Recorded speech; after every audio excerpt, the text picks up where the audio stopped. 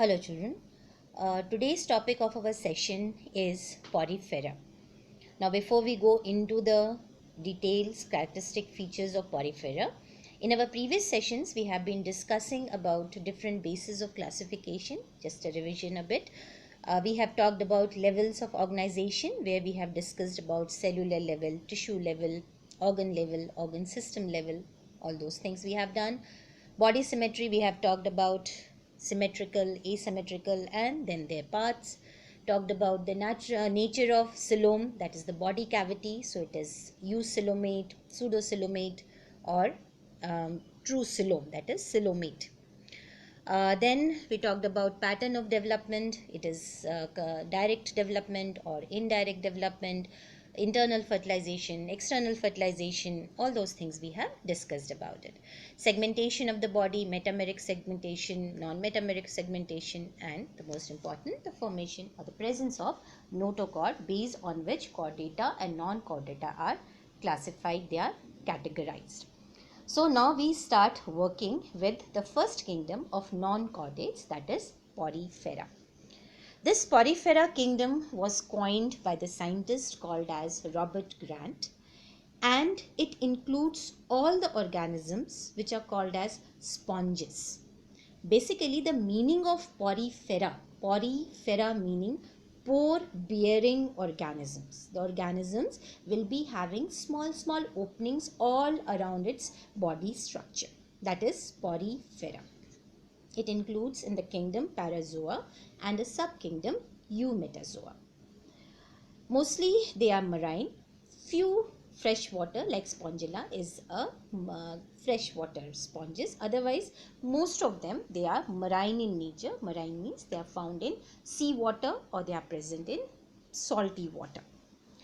Show cellular level of organization. That's the third point. Cellular level of organization means they do not have a kind of an organ formation in the body. On the contrary, cells are present lined inside, and each cell has its own function and performs its own function individually.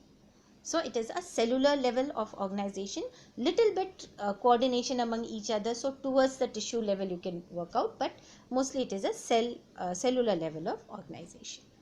Body is mostly asymmetrical.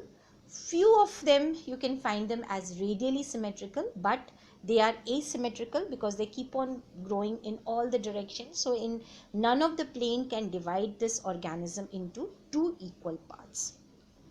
Mostly these organisms, they are flower vase shape, or like that they have a broad base and then gradually they tapers out, or they have a like a kind of a vase shape structure, a tubular kind of structure, sessile, and they are attached to substratum, meaning they do not float in water.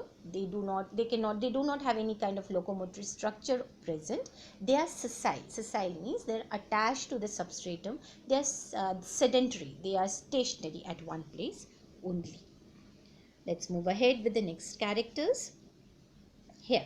Now this canal system is the characteristic feature of this porifera. What is this canal system is all about? Now in this diagram you can see there are some lines which are connecting an inner cavity. Once you cut the sponge from top to bottom, here the diagram of Escon, a type of a sponge is worked on with it. Once you cut it from top to bottom, you take a longitudinal section, LS, of that porifera. What you will see that towards the inner part of the porifera there is a cavity. Now this cavity is called as spongocoel.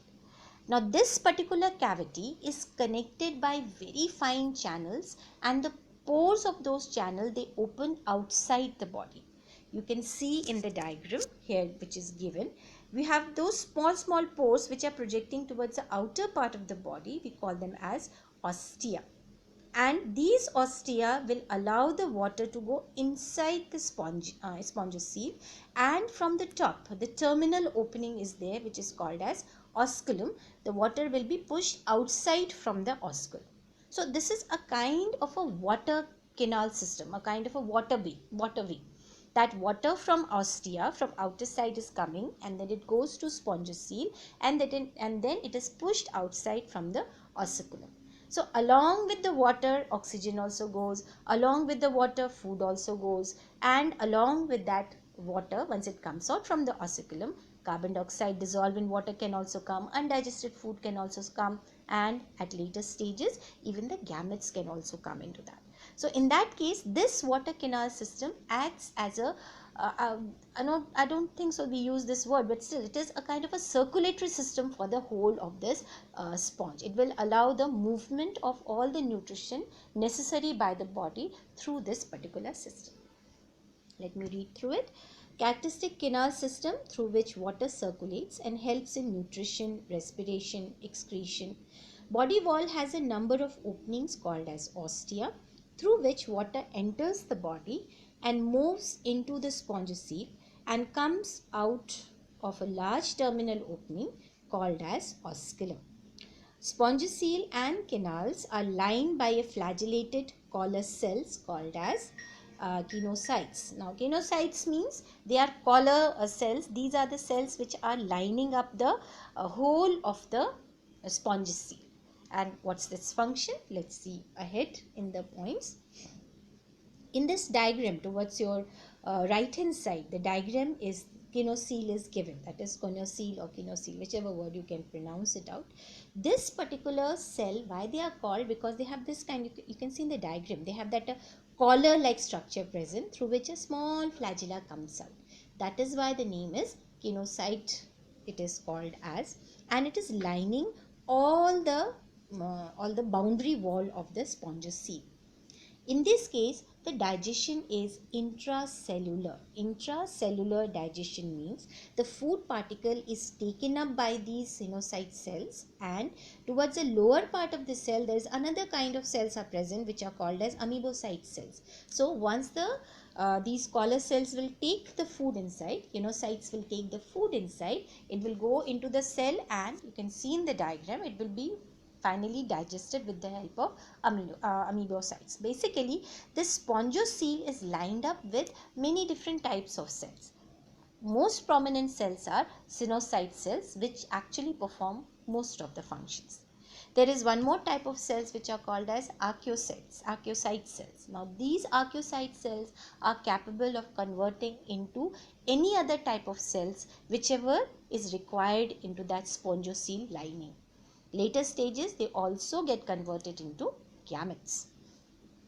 Now, the outer part, come down to the second one, second diagram.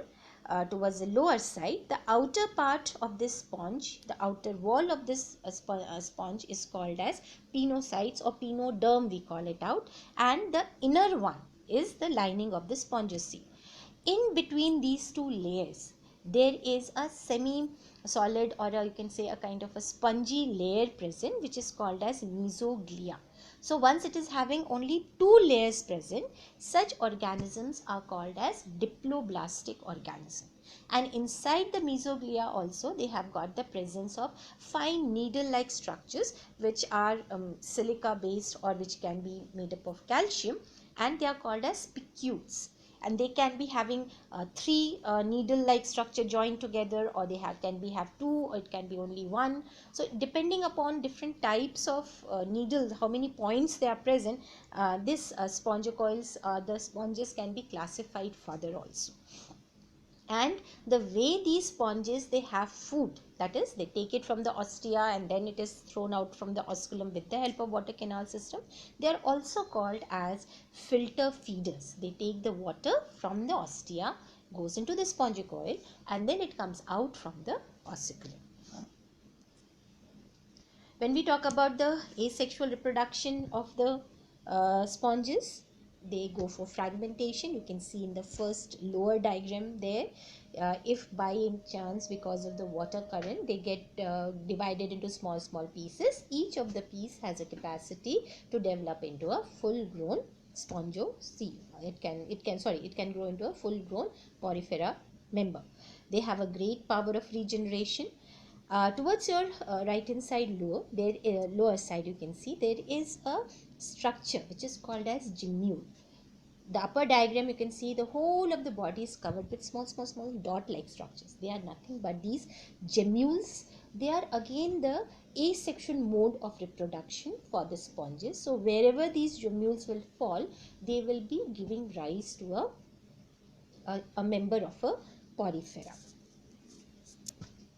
When we talk about the sexual reproduction, they go for the gamete formation. Animals are hermaphrodite. Hermaphrodite means they have presence of both male and female parts in it. So male and female cells are present in it. And development includes ciliated and free swimming larva stage called as amphiblastula. Meaning what? Now in this cycle you can see it out that the gamete formation will happen into one of the sponges, and this sponges can be, okay fine, just a minute, these sponges can be going into that.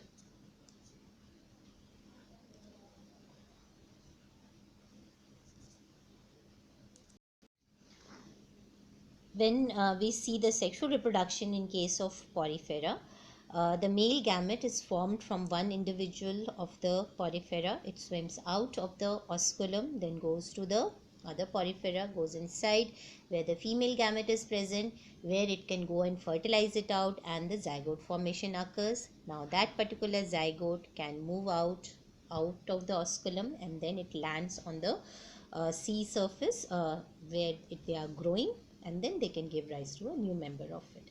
But in this case, what is there is here you can see it is free swimming larval stage is present. So whenever during the development of an organism a miniature adult form is not formed, a kind of a different larval stage it passes and then attains the actual form of the adult form of the category in which that belongs to. That type of development is called as indirect development. So in case of indirect development, the organism goes through different types of larval stage. In this case, the larval stage is called as amphiblastula.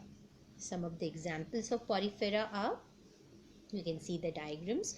The first one, the photographs, the first one is Leucosolania, the white one you can see. Second one is Euspongia, those are called as bath sponge also. Then this is, you can see the structure, that is a greenish color structure, that is Spongilla. Spongilla is the freshwater sponge. That's one characteristic which we have spoken, that they are marine in nature, but very few of them, they are freshwater also. And the cycle, which you can see in the last fourth diagram. There are many other examples of it also, but the characteristic feature remains, that is they are vase shaped and they have water canal system present. Let's have a look at a video at this stage.